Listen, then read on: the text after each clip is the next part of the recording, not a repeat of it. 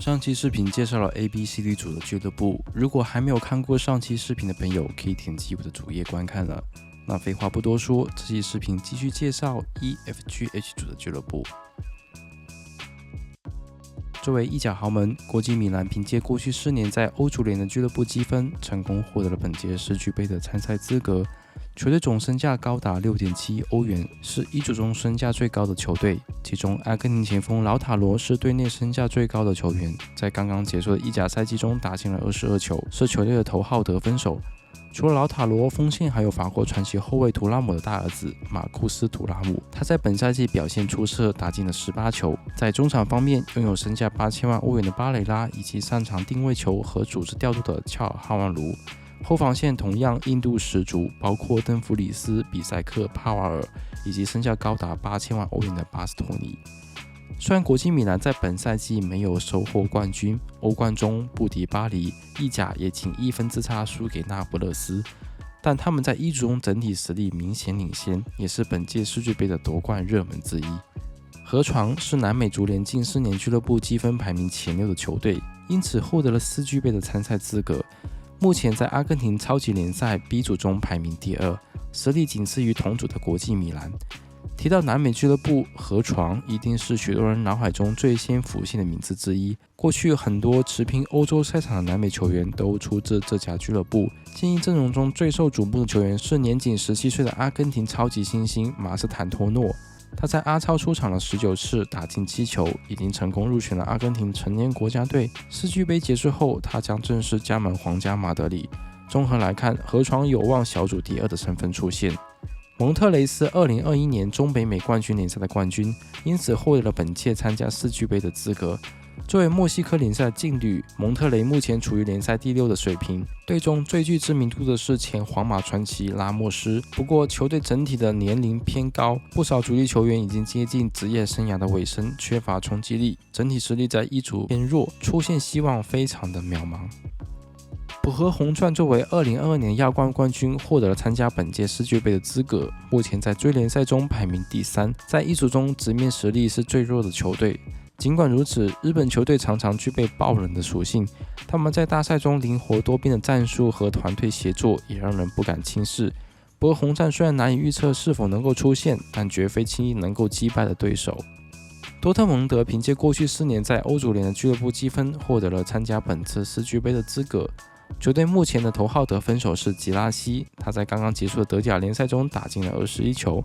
中场方面拥有布兰特以及刚刚签约的新星乔布·贝林厄姆，他正是皇马球星贝林厄姆的弟弟。值得一提的是，如果多特蒙德获得 F 组第2，而皇马获得 H 组第1的话，两队在淘汰赛中会分在同一个分区，届时可能会上演兄弟德比。不过从实力来看，多特蒙德是在 F 组中身价最高、实力最强的球队，预测以小组第1的身份出现。蔚山 HD 凭借过去4年在亚足联的俱乐部积分，成功获得了本届世俱杯的参赛资格。目前球队在 K 联赛中积分排名第3，在韩国属于上游球队，不过在 F 组中实力最弱，预测小组垫底。马梅洛迪日落凭借过去4年在非洲足联的俱乐部积分获得参赛资格，他们是南美联赛的绝对霸主，在刚刚结束的南美超级联赛中获得冠军。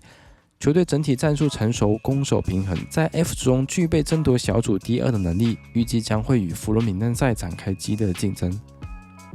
弗罗米嫩塞是2023年南美解放者杯的冠军，因此获得了世俱杯的参赛资格。目前在巴甲联赛中排名第5，属于联赛的上游球队。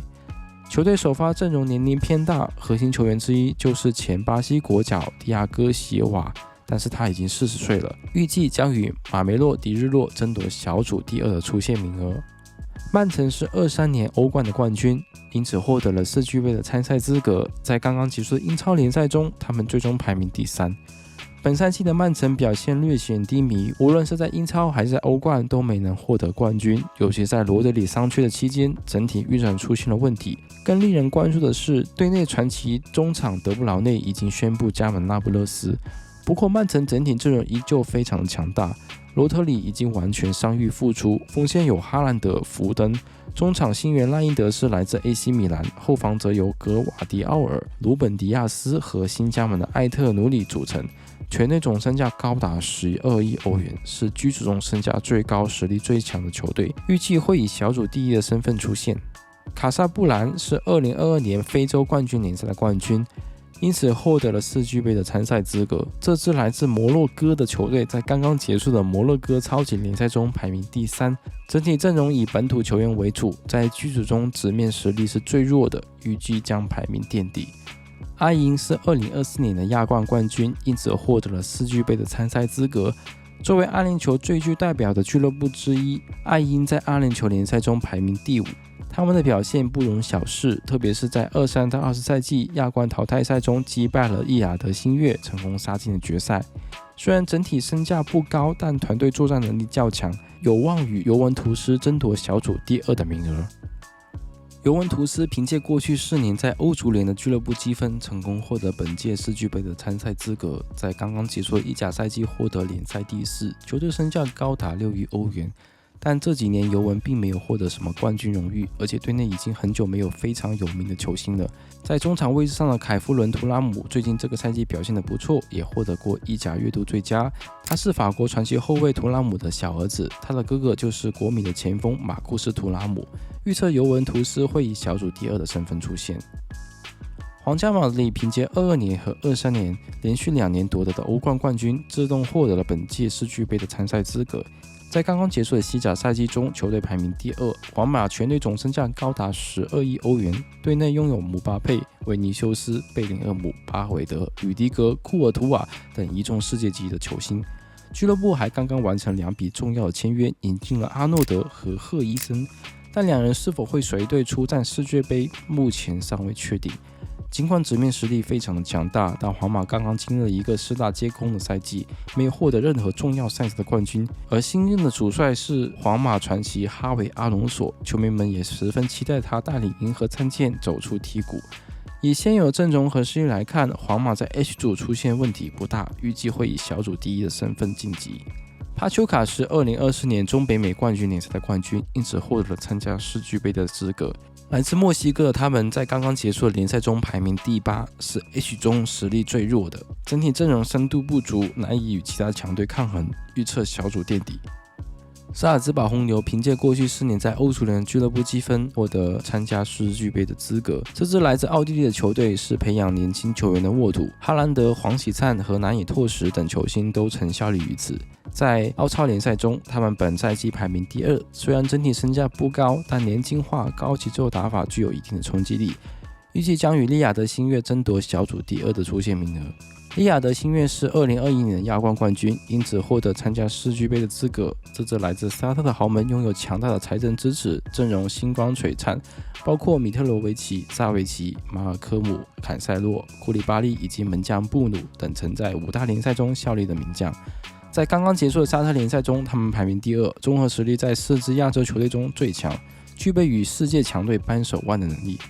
预计将与萨尔茨堡红牛争夺小组第2的出线名额。好了，谢谢你观看到这里，以上就是世俱杯 EFGH 组的俱乐部介绍。世俱杯即将开始，朋友们好好享受这个夏天的足球比赛吧。这里是节目，我们下个视频见，拜拜。